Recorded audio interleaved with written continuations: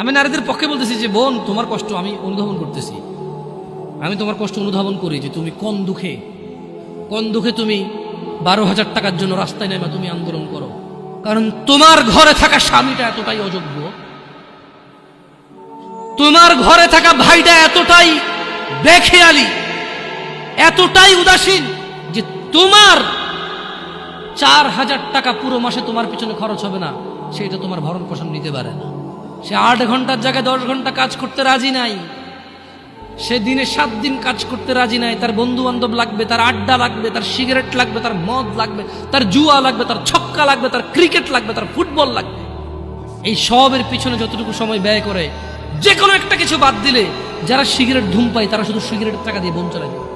এমন বহু যুবক, এমন বহু পুরুষ আছে যারা সিগারেট খায় মাসে 3,000 4,000 টাকার, তাদের বোনরা গার্মেন্টসে কাজ করে। যদি বলে যাবে সিগারেটটা খাওয়া বাদ দিয়ে দিচ্ছি, ওর বোন আর গার্মেন্টসে কাজ করা লাগে না। সো কোথাও না কোথাও আমাদের পুরুষদের বেখেয়ালি আছে, খামখেয়ালি আছে। আমাদের উদাসীনতা এবং আমাদের দায়িত্বহীনতাই মূল আমাদের দায়িত্বহীনতা হচ্ছে মূল কাজ। আমার মেয়ে, আমার বোন, আমার স্ত্রী, আমার মা, ওরা বের হয়, আমার অজান্তে বের হয় না, আমি ওদেরকে বাধ্য করেছি, দোষটা আমাদের উপরে আসবে।